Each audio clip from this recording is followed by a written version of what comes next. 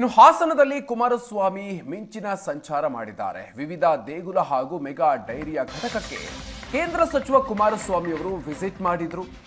ಮತ್ತೆ ಹಾಸನವನ್ನ ಟಾರ್ಗೆಟ್ ಮಾಡಿದ್ದಾರೆ ದಳಪತಿಗಳು. ಕಳೆದ ಲೋಕಸಭಾ ಚುನಾವಣೆಯ ಸಂದರ್ಭದಲ್ಲಿ ಹಾಸನದಲ್ಲಿ ಜೆಡಿಎಸ್ಗೆ ದೊಡ್ಡ ಹೊಡೆತ ಉಂಟಾಗಿತ್ತು.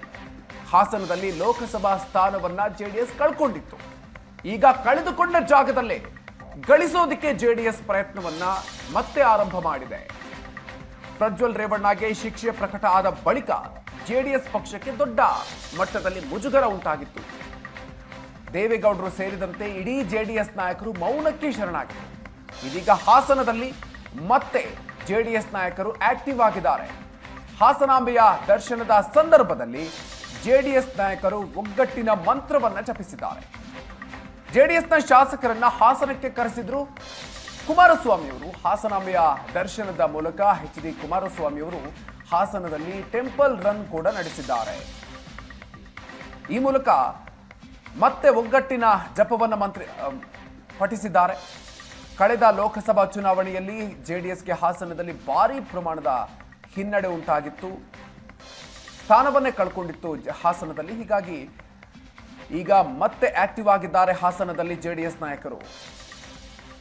ಅದರಲ್ಲೂ ಕೂಡ ಪ್ರಜ್ವಲ್ಗೆ ಶಿಕ್ಷೆ ಪ್ರಕಟ ಆದ ನಂತರ ಜೆಡಿಎಸ್ ಪಕ್ಷಕ್ಕೂ ಕೂಡ ಇದು ದೊಡ್ಡ ಮಟ್ಟದ ಮುಜುಗರ ಉಂಟಾಗಿತ್ತು. ದೇವೇಗೌಡರು ಸೇರಿದಂತೆ ಇಡೀ ಜೆಡಿಎಸ್ನ ನಾಯಕರು ಮೌನಕ್ಕೆ ಶರಣಾಗಿದ್ರು. ಈಗ ಕೇಂದ್ರ ಸಚಿವ ಕುಮಾರಸ್ವಾಮಿ ಅವರು ಮತ್ತೆ ಜೆಡಿಎಸ್ ನಾಯಕರ ಒಗ್ಗಟ್ಟನ್ನು ಪ್ರದರ್ಶನ ಮಾಡಿದ್ದಾರೆ. ಹಾಸನಕ್ಕೆ ಕರೆಸಿದ್ರು. ಹಾಸನಾಂಬೆಯ ದರ್ಶನದ ಮೂಲಕ ಎಚ್.ಡಿ. ಕುಮಾರಸ್ವಾಮಿ ಅವರು ಹಾಸನದಲ್ಲಿ ಟೆಂಪಲ್ ರನ್ ಕೂಡ ನಡೆಸಿದ್ದಾರೆ.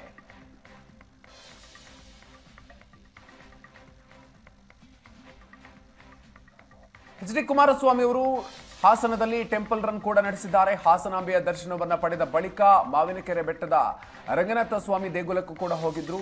ಹರದನಹಳ್ಳಿಯ ದೇವೇಶ್ವರ ಸ್ವಾಮಿ ದೇಗುಲಕ್ಕೂ ಕೂಡ ಭೇಟಿಯನ್ನು ಕೊಟ್ಟಿದ್ದಾರೆ. ಅದಾದ ನಂತರ ಹೊಳೆ ನರಸೀಪುರದ ಲಕ್ಷ್ಮೀ ನರಸಿಂಹಸ್ವಾಮಿ ದೇಗುಲಕ್ಕೆ, ಮಾವಿನಕೆರೆಯ ವೆಂಕಟೇಶ್ವರ ಸ್ವಾಮಿ ದೇವರ ದರ್ಶನವನ್ನು ಕೂಡ ಪಡ್ಕೊಂಡ್ರು. ಈ ಮೂಲಕ ಟೆಂಪಲ್ ರನ್ ನಡೆಸಿದ್ರು. ಇದರ ಜೊತೆಗೆ ಹಾಸನದಲ್ಲಿ ಜೆಡಿಎಸ್ ನಾಯಕರನ್ನ ಮತ್ತೆ ಒಟ್ಟುಗೂಡಿಸಿದ್ದಾರೆ. ಆಕ್ಟಿವ್ ಆಗಿದ್ದಾರೆ ಹಾಸನದಲ್ಲಿ ಜೆಡಿಎಸ್ ನಾಯಕರು. ಹಾಸನಾಂಬೆಯ ದರ್ಶನದ ಸಂದರ್ಭದಲ್ಲಿ ಒಗ್ಗಟ್ಟಿನ ಮಂತ್ರವನ್ನ ಜಪಿಸಿದ್ದಾರೆ. ಜೆಡಿಎಸ್ ಶಾಸಕರನ್ನ ಹಾಸನಕ್ಕೆ ಕರೆಸಿದ್ರು. ಸೊ ಅಲ್ಲಿ ಕುಮಾರಸ್ವಾಮಿ ಅವರು ಜೆಡಿಎಸ್ ನಾಯಕರ ಒಗ್ಗಟ್ಟನ್ನ ಪ್ರದರ್ಶನ ಮಾಡಿದ್ದಾರೆ. ಹಾಸನದಲ್ಲಿ ಮತ್ತೆ ಪಕ್ಷ ಸಂಘಟನೆಗೆ ಸಂಬಂಧಪಟ್ಟಂತೆ ಒಂದಷ್ಟು ಚಟುವಟಿಕೆ ಅಲ್ಲಿಂದ ಆರಂಭ ಆಗಿದೆ.